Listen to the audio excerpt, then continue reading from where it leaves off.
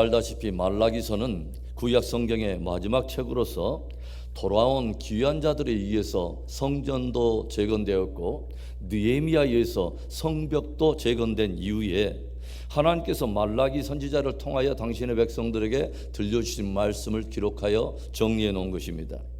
말라기서를 조용히 여러분들이 살펴보면 이스라엘 백성들이 하나님 앞에 던지는 6가지의 질문과 그 질문들에 대해서 하나님의 답변을 이렇게 기록해 두는 답변하시는 그런 형식을 띠고 있어요.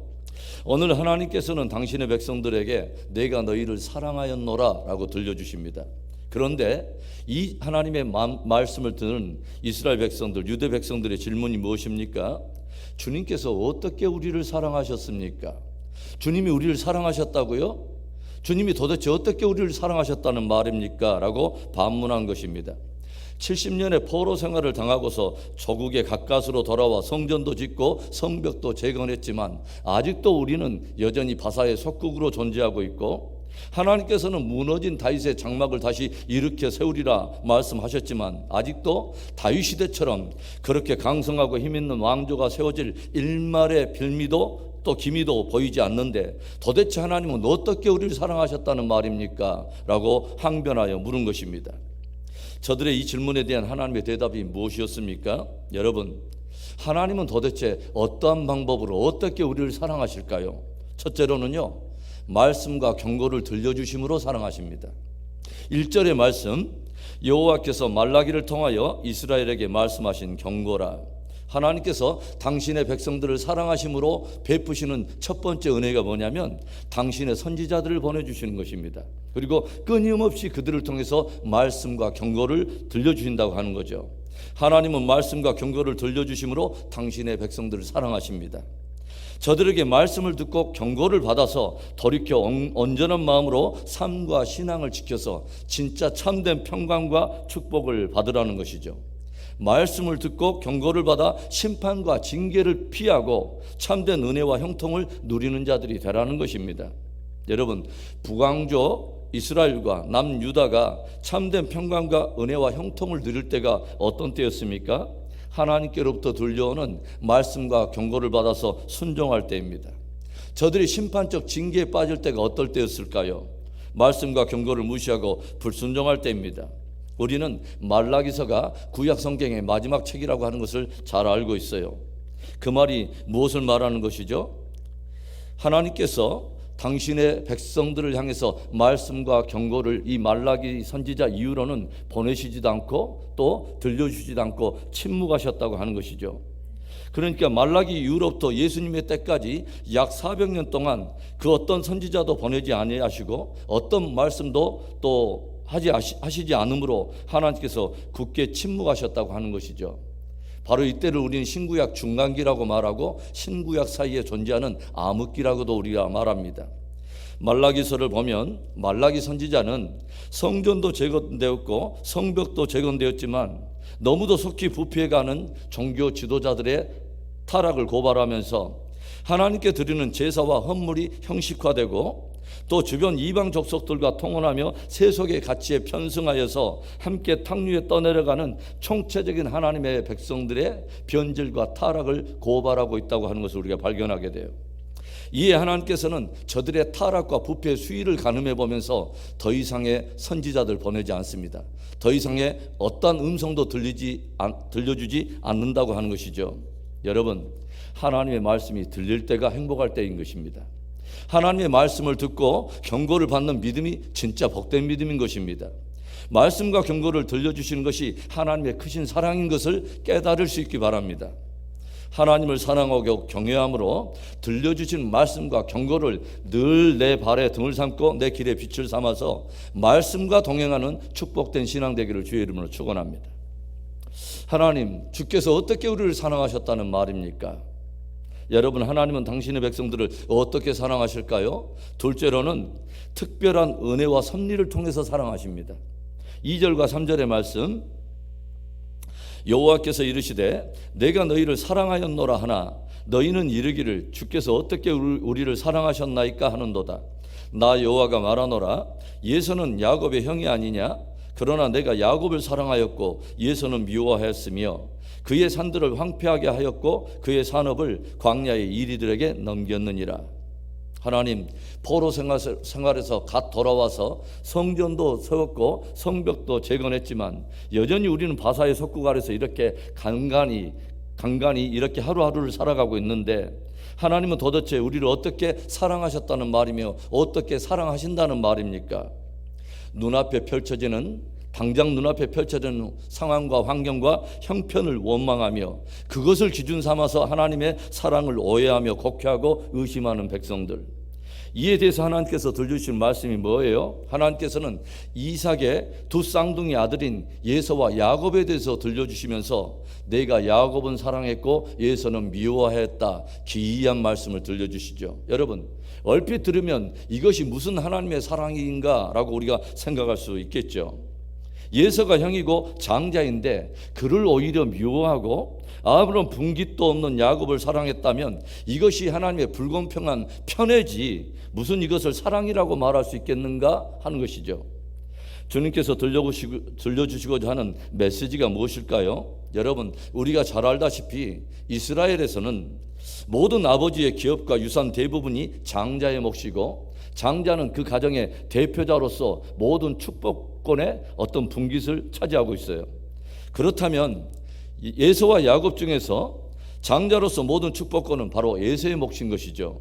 그런데 놀랍게도 하나님께서는 예서를 미워했고 야곱은 사랑했다라고 들려주고 계신다고 하는 거죠. 얼핏 보면 하나님의 이 불공평한 편애처럼 보이는, 그렇게 들리는 이 상황 안에 하나님의 주권에 속한 깊은 은혜와 섭리가 담겨 있다고 하는 것이죠.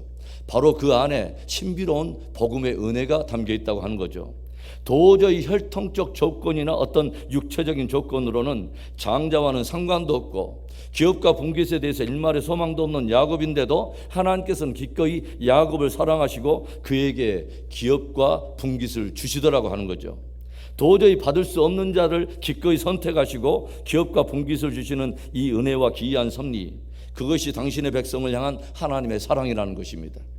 아담의 후예로서 영원토록 저주받아서 하나님의 나라에 대해서는 약속도 없고 분깃도 없고 일말의 아무런 소망도 없는 저와 여러분을 오직 그리스도 예수 안에서 선택하시고 구원하시고 영원한 나라와 기업을 주신 것, 이것은 하나님의 주권에 속한 그분이 주시는 최고의 은혜요 최고의 사랑인 것입니다.